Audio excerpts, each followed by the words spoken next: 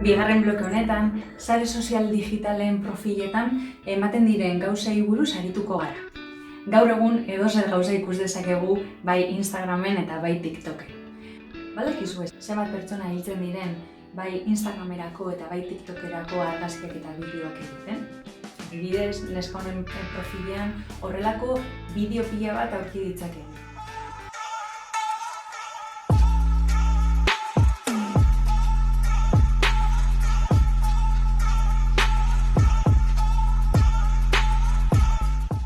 Ze momentutaraino jarri behar dugu arriskuan gure bizitza? Hain garrantzitsua da besteei eduki hau eskaintzea? Maitasuna. Inspirazioa. Dibertsioa.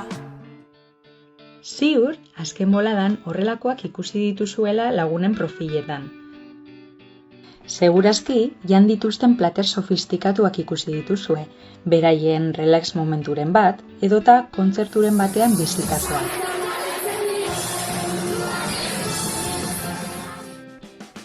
Tira, egia da konfinamenduak guzti hau pizka bat aldatu duela, eta ziurrenik bizkotxoak edo gaietak nola egiten dituzten ikusi duzue kirol ariketa batzuk egin ostean. Edota TikTokerako challenge bat,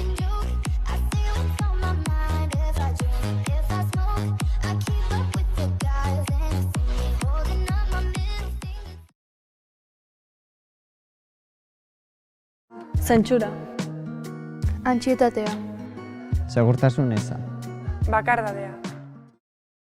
Bai lagunak, sare sozialek errealitatearen bertsio editatua erakusten digute, eta honetaz jabetzea ezinbestekoa dugu.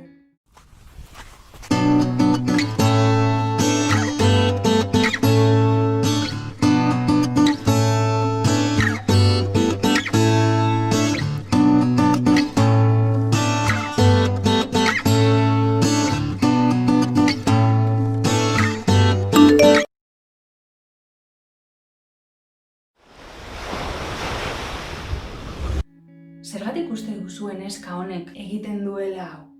Zergatik irudikatu benetan gertatzen ez den errealitate bat? Zergatik ez die lagunei transmititzen benetan sentitzen duena?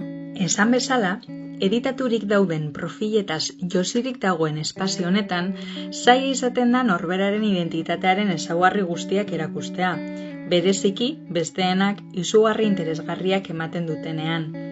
Azken finean, eta hau bai dela, ideia garrantzitsutako bat, gure identitatea autobeaketa eta konparazioaren bitarteaz eraikitzen dugu. Eta zer gertatzen zaigu sare sozial digitalekin? Gure denda ostea, hau da, gure ahultasuna, dena desordenaturik dagoen leku hori, besteoi normalean erakusten ez diogun espazio hori, besteen erakusleioekin, eskaparateekin, konparatzen dugula.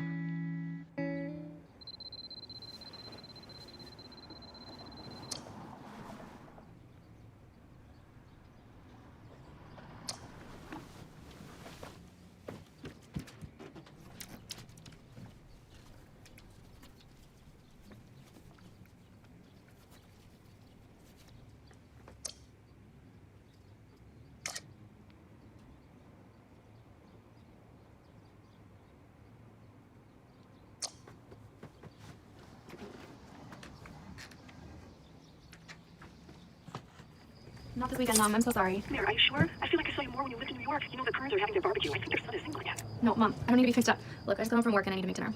I'll call you in the morning, okay? I love you. I love you.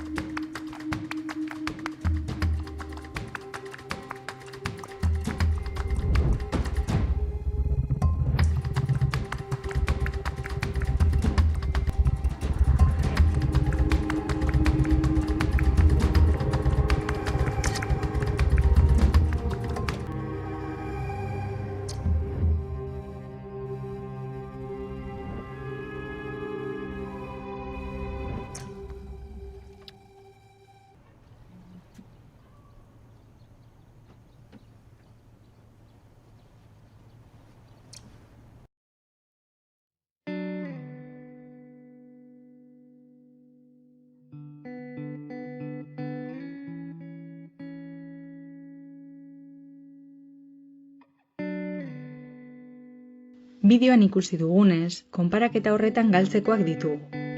Demagun bolada txar bat igarotzen ari garela, triste samar gaude eta gainera edertasun estereotipoek gugan duten eraginaren ondorioz, azken boladan ez gara bat ere ondo sentitzen gure gorputzarekin. Sentimendu guzti horiek besteen eskaparatetako bizitza perfektu horiekin konparatzen baditugu, nola uste duzue sentituko garela? Argi dago, askoz okerrago.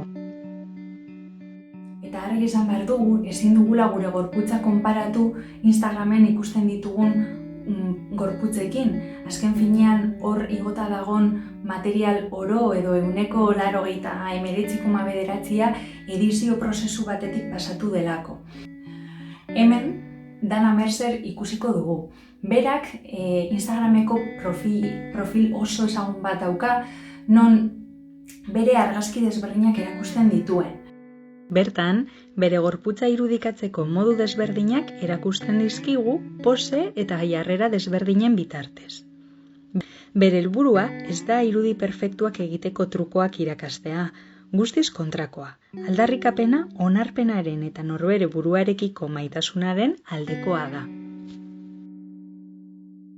Baina egia da batzutan norbere burua maitatzea zaila izan daitekela, batez ere haterrek idatzitako mezu asko jasotzen ditugunean.